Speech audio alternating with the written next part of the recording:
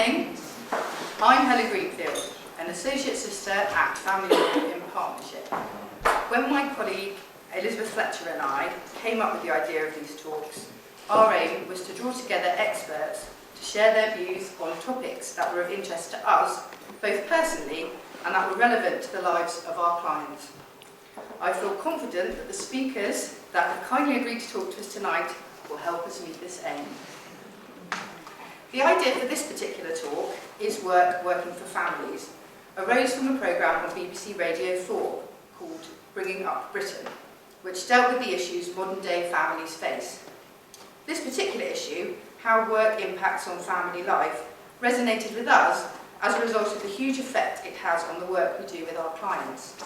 Whether or not and how much each parent works can have significant consequences for, amongst other things, both the childcare arrangements going forward, as well as the potential maintenance either may be granted, both how much and for how long. Our speakers today will explore such issues from their perspectives. Firstly, we have Sarah Jackson OBE, Chief Executive of Working Families, the UK's leading work-life balance organisation. They help working parents and carers and their employers find a better balance between responsibilities at home and at work. Next is Penelope Leach, a psychologist who researches and writes extensively on parenting issues from a child development perspective. And finally, Sarah Pennells, a personal finance journalist, money expert, broadcaster and author and the founder of the UK's leading money website for women, Savvy Women. Sadly, one of our speakers is unable to attend. Annie O'Leary of NetMums has had to remain at home as her child is ill. A good example of the challenges of being away at home. Each of our guests will speak for around 10 minutes and then we will open the floor to questions from the audience. Let me hand you over to Sarah Jackson.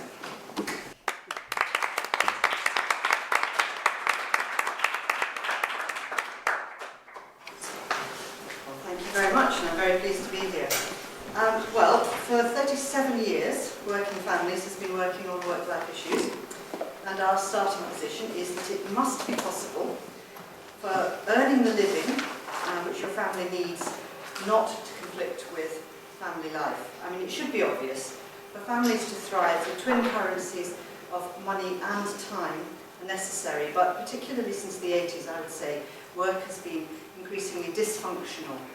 We're getting it wrong.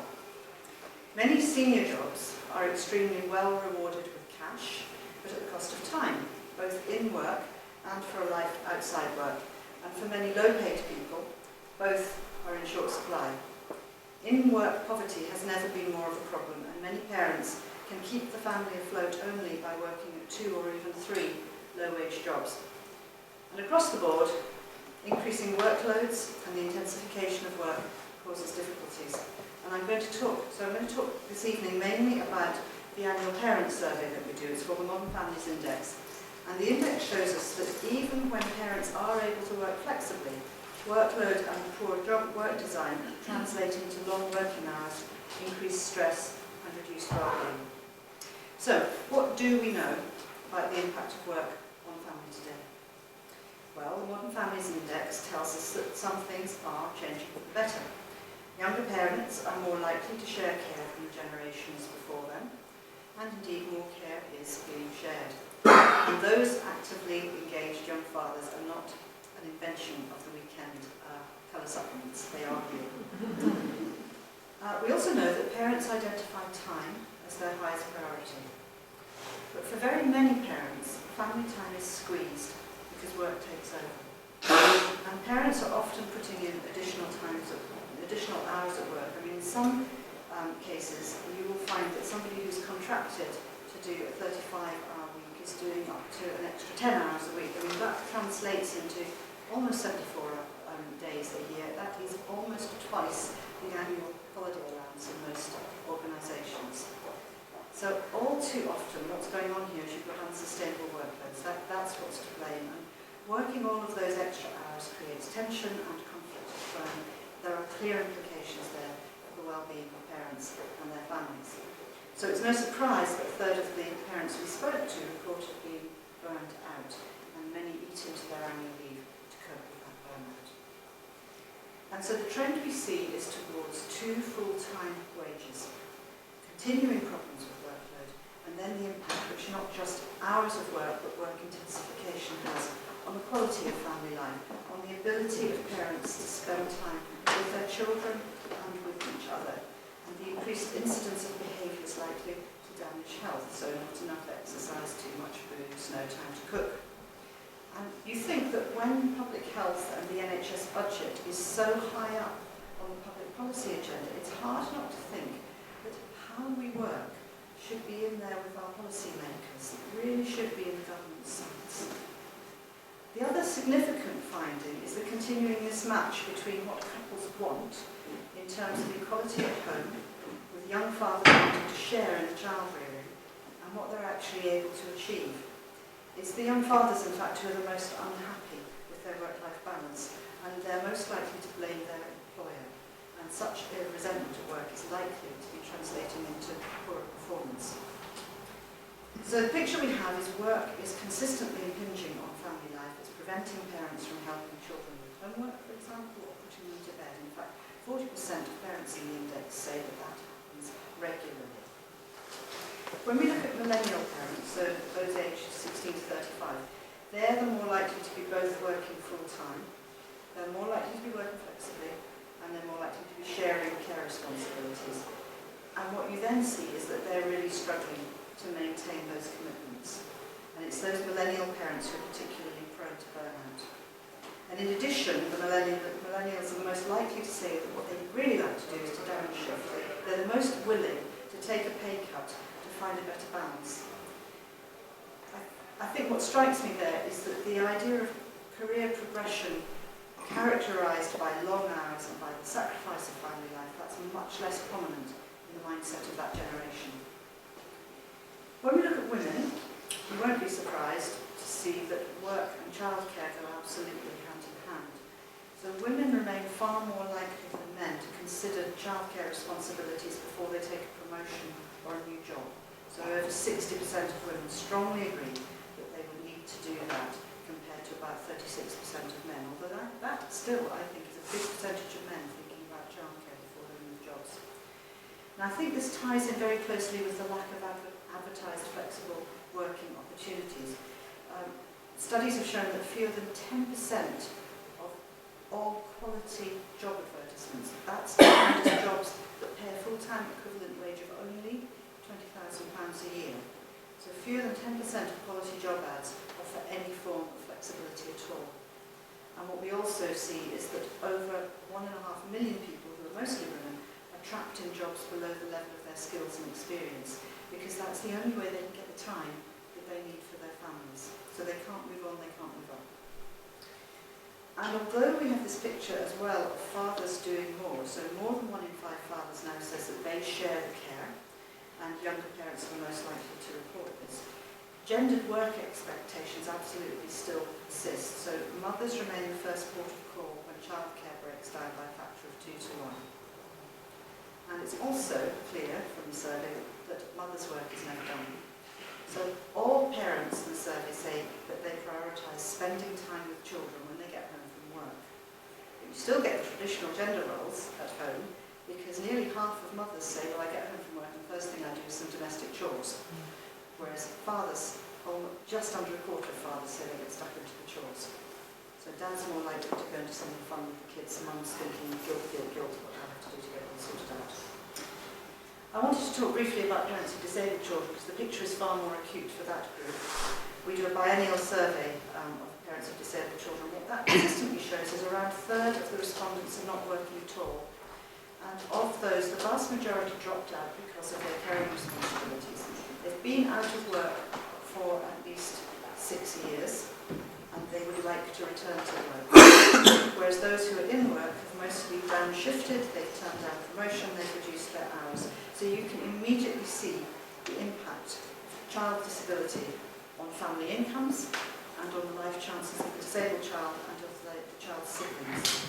And the barriers to parental employment there are the very unsurprising ones. You've got the lack of childcare, you've got the cost of childcare, you've got the difficulty of finding hours to fit in with caring, and the huge problems caused in the way that services are delivered. So appointments are fixed and changed at short notice on the assumption that somebody, usually the mother, is at home full time. And even when flexible or part-time hours are in place, parents often give up work because they're simply feeling too guilty about the burden on their colleagues to persevere at work. So I think I have to apologise. I feel like I'm starting off this evening by painting a really bleak picture. The truth is that we do face a huge challenge, but things have improved. I mean, there is flexibility in the workplace absolutely undreamt of 20 years ago, although it may not feel like it to some of those younger parents I've been describing. And there are also far more childcare places than ever before. And also, on a happy note, 22% of parents who we surveyed this summer in Scotland say they've got absolutely the right balance of time and money, so it can be done. And I also believe that those young couples who want to share active parenting are the start of a great new wave of change. And it's also true that people in leadership positions in organisations at work can help change along. Parents in the Index tell us very loudly and very clearly that despite the work-life balance policies that are now well established in many workplaces and the right to request flexible working being available to all their employees, actually, for flexibility to become a reality for all working parents in today's workplaces, you need a real culture shift. What I'm looking for is what I call compatible flexibility, and that's what we should have as the norm in the UK's workplaces, where flexibility is not done to employees, but it's a positive choice. It offers some discretion and control over workload and time, and I think that would go a long, long way to helping parents fit work and family better together. And more than that, we've got to look really hard at work design and at workloads and work expectations and start asking some really difficult questions about the purpose of work and about its rewards. And finally, I say that we're going to have the courage in the UK to get beyond shareholder value. Every private sector business and every public sector body should rather be thinking about their stakeholder value. And by that I mean the impact that they have on the lives and the well-being of their employees and of their employees' families. Because there are costs here that are not being counted when we're thinking about GDP. The costs to the NHS in physical and mental ill health, the costs of lost educational opportunities and life chances, and the costs to our happiness as families and as a nation. Thank you.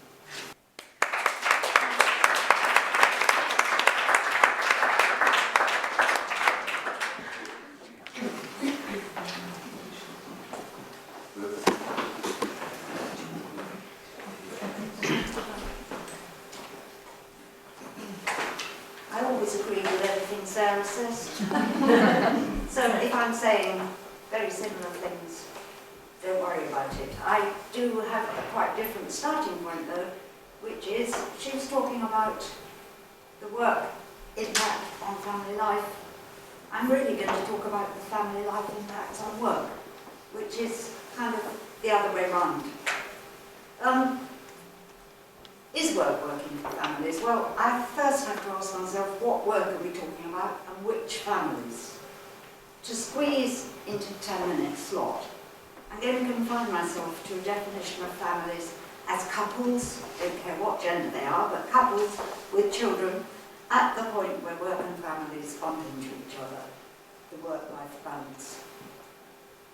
After nearly 50 years now of working with children and families, it does seem to me that the development of rich post-industrial societies is actually inimical to the care and development of children. That to be both a self-respecting, solvent, working citizen and a good parent is, what am I doing? Have I closed it up yet? Woo! Might be much more fun than listening to me. I don't know what's coming up. Both the self-respecting, solvent, working citizen and a good parent is usually difficult and for quite a lot of people impossible. There's conflict between these two parts of most adult aspiration at every level, from the particular everyday experience of individuals striving for a balance between working and and caring, through the social institutions that isolate rather than integrate the public and personal aspect of all our lives, to an overall social ethos of individualism and competition. Individual endeavour and achievement, personal fulfilment, self-esteem, social recognition and rewards are all focused on work that is both conceptually and actually separated from interpersonal aspects of living, including family. You can't point me many aspects where somebody's going to get huge credit for their brilliant parenting. You might get it from your mum-in-law, but you'll be lucky there. Work is paid for with money, of course, and because money is valued for itself, as well as for what it buys, nobody can ever have enough money. Which of us wouldn't like more? There's never enough time either, as parents particularly know. The time and energy to enjoy what work and money buy, to have time with children, use the longed-for products, take the holiday or the night out. But it's difficult to take more time when more work would make more money. Time actually is money, and that's our disaster. Even the wealthy are usually as rushed as they are rich. Our society, like every other, needs children. With populations ageing, we actually need more than we're having. Yet we've allowed having a child to be an actual disadvantage, which, when you think about it, is a very strange thing to have allowed to happen. Every woman who has a child in the UK now stands to lose not only the top slice of her career or job potential, but as much as half her expected lifetime's earnings, and think what that means to her pension, whether she takes time out of work to care for the child herself, or money out of her wage or salary to pay for childcare. Contemporary parenting, therefore, imposes enormous burdens, practical and emotional, especially on women. Yet society expects people with dependent children to compete on equal terms with all those without. They don't compete on a level playing field, and to a great extent, children's welfare becomes a political football. Children haven't changed in half a century, but society has. And while we know more, and more certainly than ever before, about children's needs, there are fewer social assumptions about meeting them. Every child needs adult care 24/7, just as children always have. But not every woman anymore expects or is expected to regard that caregiving as an intrinsic part of motherhood, as most of their grandmothers and quite a lot of their mothers did. The conundrum we face then is this: in a society that puts a premium on paid employment and self-fulfillment for all, who should, who can, and who wants to meet the minute-by-minute, hour-by-hour needs of babies and young children, and what priority are they to be given? Not much of a priority. Children are the producer-consumer units of tomorrow, so no economy can disregard them. The prospect of a shortage of children in our ageing population and a shortage of adequately qualified young people within it is a nightmare for economists, and all Western societies invest heavily on quality control over the production of babies. But the very young don't earn, and therefore play little direct part in the marketplace. Their maintenance and education cost money they can't earn themselves, and their care absorbs adult time again, that could otherwise be spent producing it. Outside the Nordic nations, where childcare is regarded as a joint responsibility of parents instead, Western governments, on the whole, leave responsibility for children to their natural families as a matter of individualist, laissez-faire principle and economics. Highly respectable social economists worldwide pronounce high-quality childcare the very best investment any government can make. Yet those same governments blackmail poor parents to take jobs or lose benefits, irrespective of their children's needs or available care arrangements. We know the long-term importance of good care in the perinatal period and in the early years. We know what should be done, but we don't do it. The popular solution to childcare conundrums is that thing called a work-home balance. I wonder what it looks like. I bet it's pretty. But a balance between earning and caring is often especially difficult for those who are female or poor, and almost impossible for those who are both. But even wealthy parents with highly paying jobs don't escape. In fact, striking that work-home balance turns out to be almost as hard for the rich as for the poor. Work is working best for families in the socio-economic middle.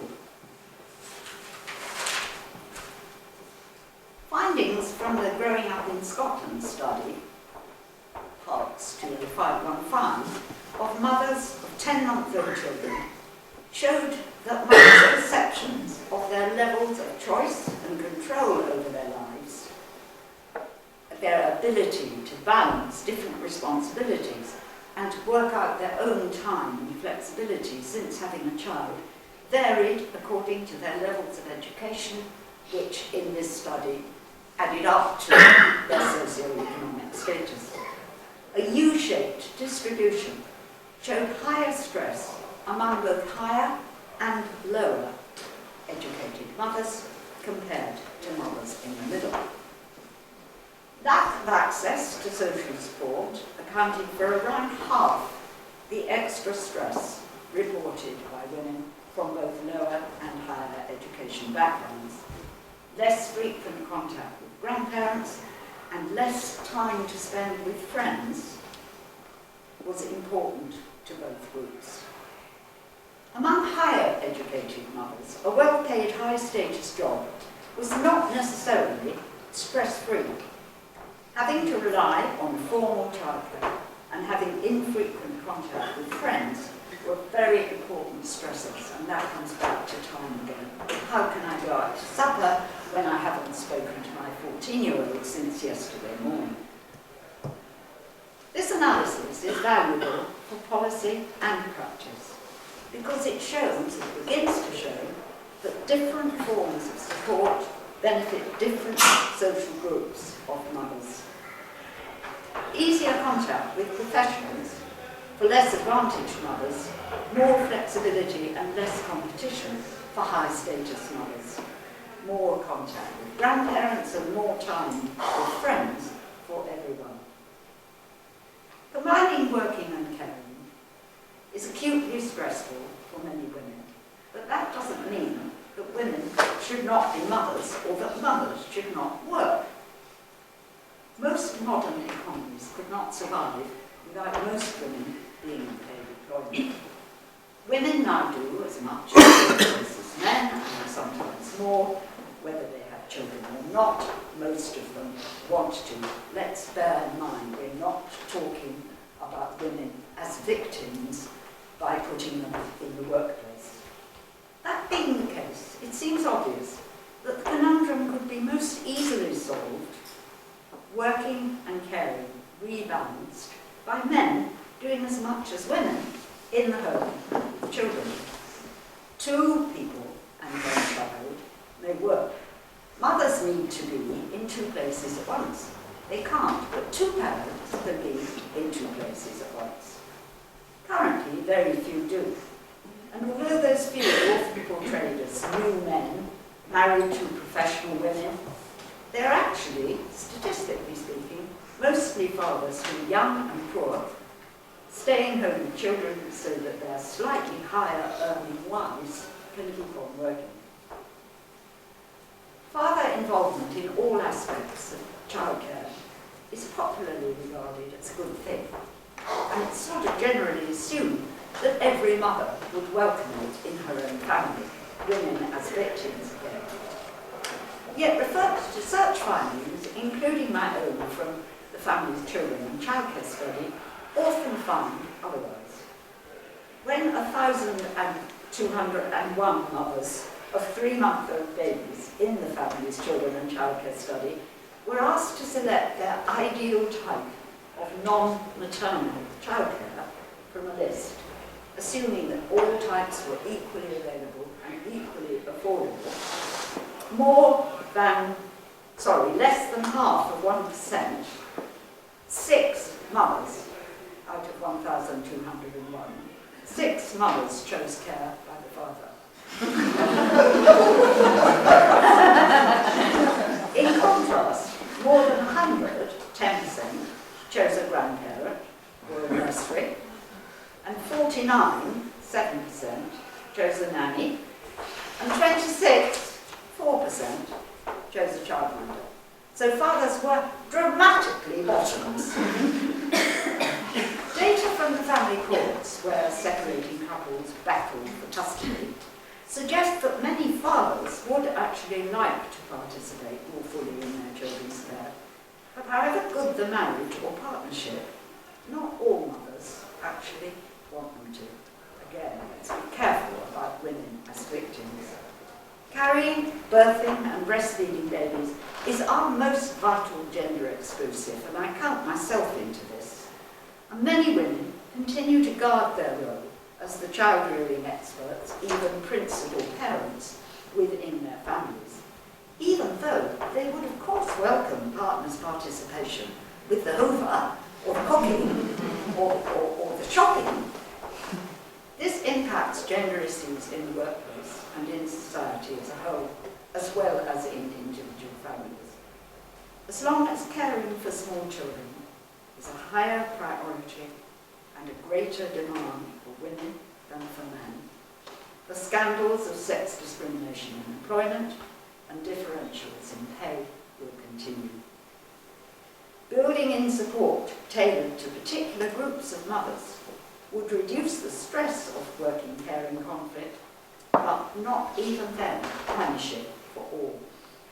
There are surprisingly large numbers of mothers out there who, while anxious usually to emphasise that they simply adore the children they've got, actually wish they'd never had any, and are prepared to say so.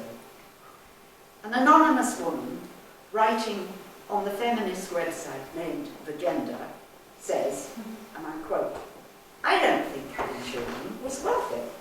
It came at a huge cost, mentally, emotionally, and physically, and worse yet, expressing that honestly makes me a monster." And it's true. Her blog, which was called Regretting Motherhood, went viral. Meantime, in Germany, Blonsky and Wilkes analysed the irreconcilable realities of Germany's traditional mother image and modern-day workplace in a book they actually entitled The Abolishment of the Mother. And over on Mumsnet, there are multiple threads with women moaning the loss of their own lives, centring around work and their battles with the daily realities of motherhood. In the English-speaking world, at least, I'm horribly ignorant of Chinese or Japanese statistics, the children of more privileged parents almost always do better than others in almost every measurable way. Money and the social, educational, and employment status that tends to go with it can buy a lot of solutions to imbalances between home and work. Some obvious examples: a period of self-financed leave, very common in America, where there is no state-financed leave. A resident nanny for a while, or, again, very common here, going part-time despite the drop in salary. But money isn't the only thing that makes for privilege. Educational success, or a rewarding job, support from an accepted co-parent, nearby grandparents, or a close-knit community can likewise blend working and caring together so that work does work for that family. We need to be aware, though, and I'm sorry, but we in this room particularly need to be aware that solutions and compromises available to the privileged few, wealthy or not, tend to conceal from them the nature and extent of problems faced by the many. Few professionals or policy or opinion makers or parents closely enmeshed in loving families of origin find it necessary to leave their own infants with strangers in the first year after birth, or in understaffed nurseries that take most of their earnings later on. Quite a lot of them know little about the search for acceptable childcare facilities or about the nagging anxiety of unpredictable and insecure employment, and cannot imagine what it is like to have no other choice as a parent. Thank you.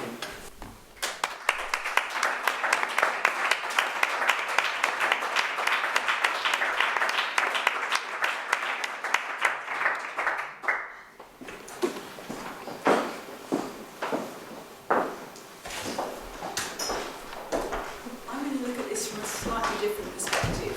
I'm going to focus on three areas: on the gender pay gap, on the sort of lack of women in senior roles, and I'll touch briefly on employers and workplaces' attitudes to families where women don't have children but may have caring responsibilities. I would like to apologise in advance because I think there may be quite a lot of figures, but hopefully I won't bombard you with too many. So I want to start by talking about the gender pay gap, and there seem to be almost sort of weekly reports and surveys talking about what's happening to the gender pay gap. This is something I looked at in a bit of detail a couple of years ago. We produced a Women and Money report, and in the first one I looked at it in a fair amount of detail and tried to get under the skin of why it was that simply in 1970 was when the Equal Pay Act came in, so why it is we still have this lingering gender pay gap. It is falling, but it is actually falling quite slowly. I looked at government figures, so that's what I'll be quoting this evening. So in 1997, for example, the gender pay gap for full and part-time workers combined was 27%. 20 years later, it's 19.2%, not a massive fall. The gender pay gap figures are always stripped out for all workers, full-time and part-time. And if you look at women in full-time work compared to men in full-time work, then the gender pay gap is a little over 9%. Women in full-time work earn around 9% less than men a week. Well, that's the headline we often hear. In actual fact, that's not quite true. The government figures that talk about the gender pay gap for men and women in full-time work of being 9.2%, that's actually the median hourly rate. So in 1997, that was 17%. 2015 down to 9.4%, and now it's down to about 9.2%. Women working full-time earn around £459 a week on average, £556 for men. But although the government figures accurately reflect what's happening to the median hourly wage of men and women, it doesn't really reflect what's actually happening in the workplace. Because not only are women earning less per hour than men, they're working fewer hours and they tend to do less overtime.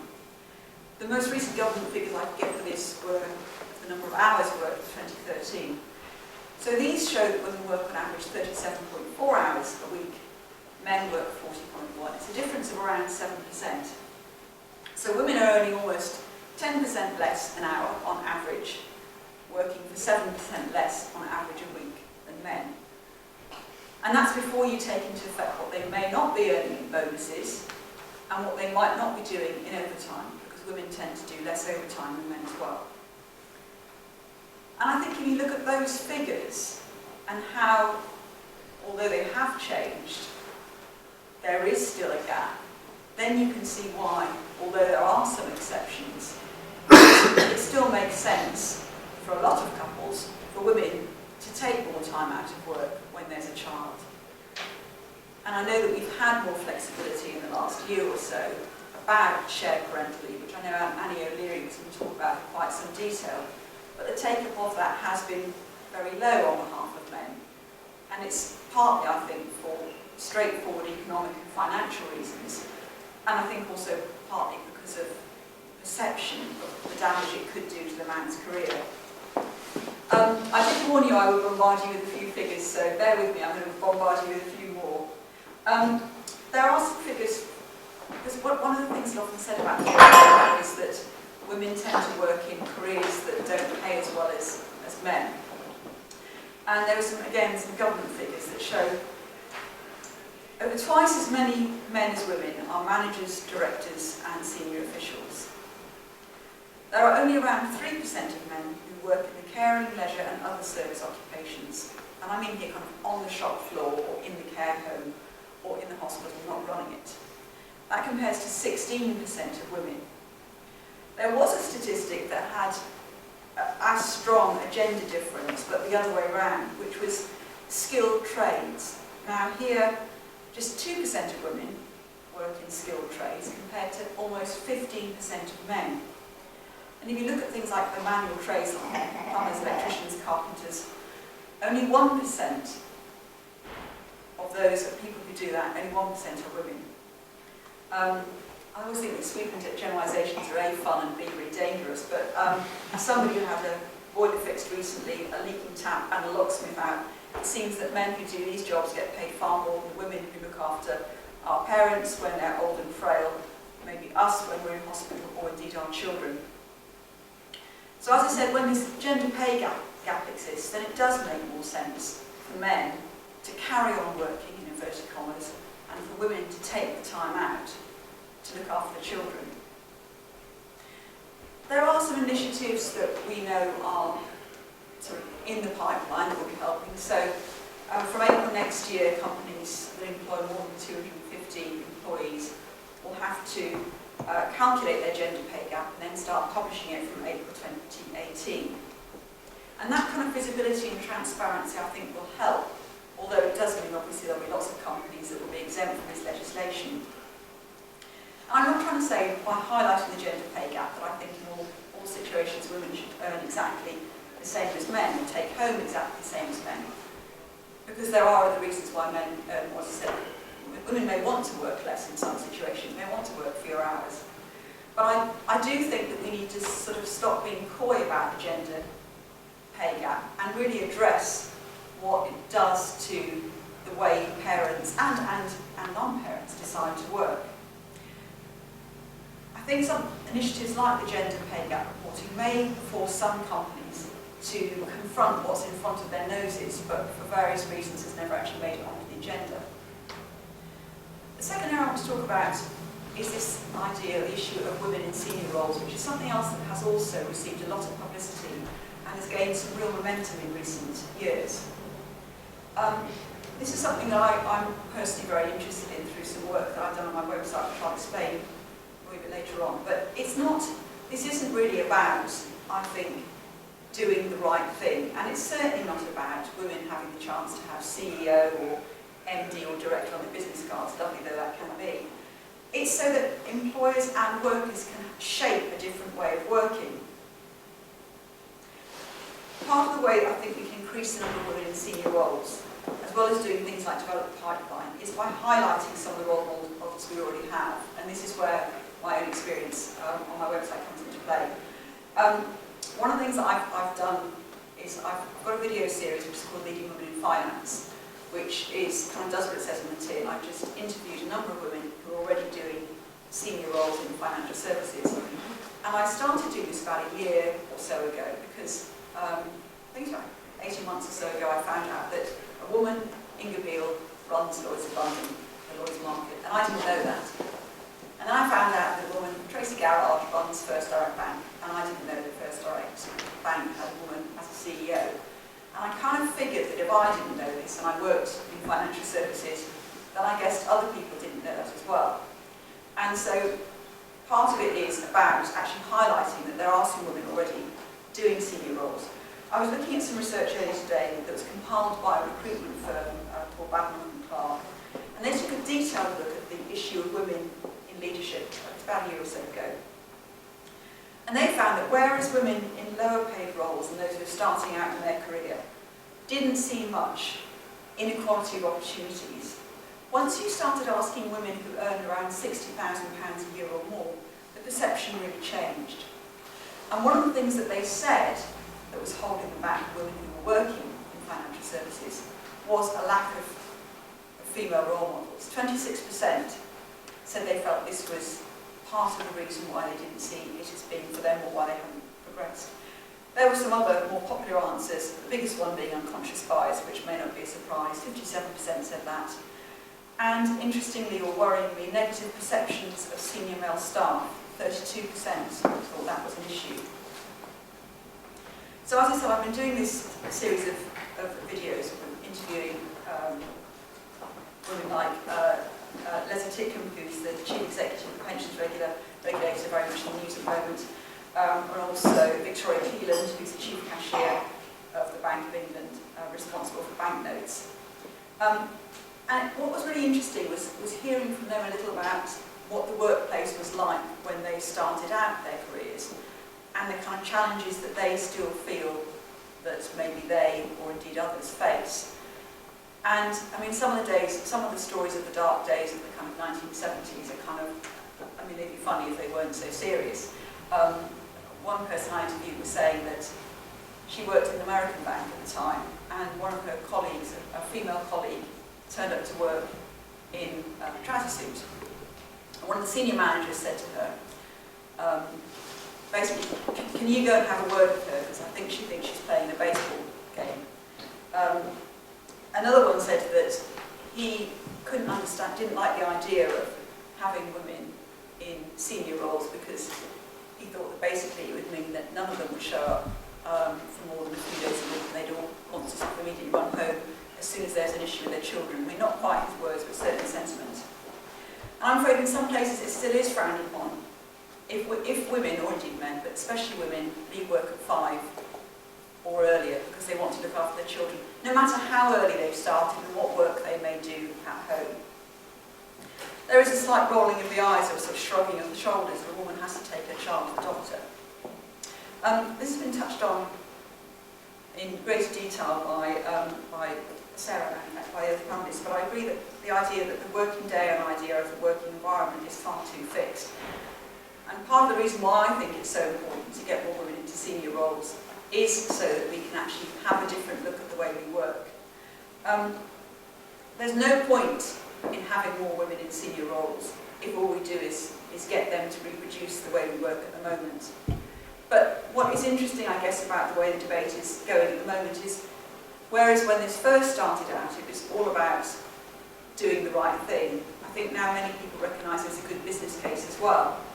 And at the moment, companies do certainly just look at shareholder value rather than anything broader.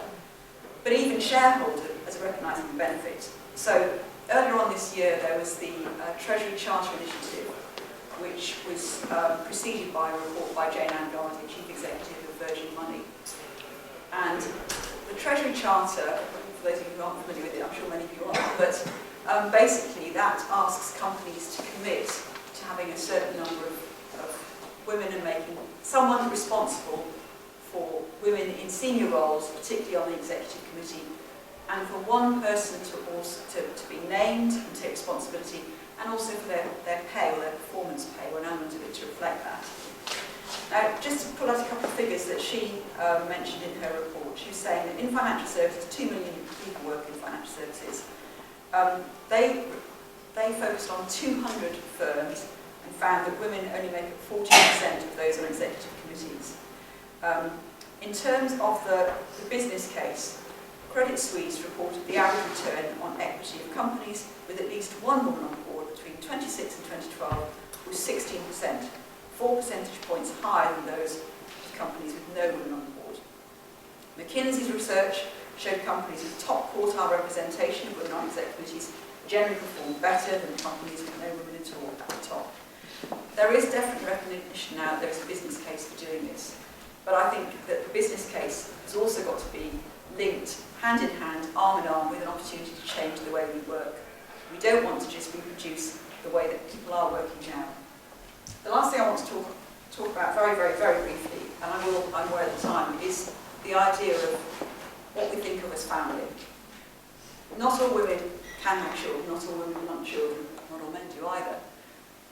But at the moment there is still some perception within a number of employers that somehow it's more legitimate to give parents time off to look after their children than it is to give adult children time off to look after their ageing parents. Sarah, I know you touched on this, but there's lots of research figures showing, I think it's 40% of people who are employed like to have some kind of caring responsibility, either for parents or for children. I was looking at some figures from Carers Week showing 60% of carers have given up on work or reduced hours, 25% have been unable to pursue or turn down promotion, 42% have struggled financially. We all know that we are living longer, and the ageing population sadly means that we're not all living healthier lives. And this is, I think, the fact that it's quite hard for some people to combine a career with caring for an ageing parent has implications not just for that person's own finances, but for our wider society as well. So I would say, even if we abolish the gender pay gap and make sure more women can rise to the top, it won't help us unless we really address the kind of workplace we want and make sure it works for family in the widest sense of the word. Thank you.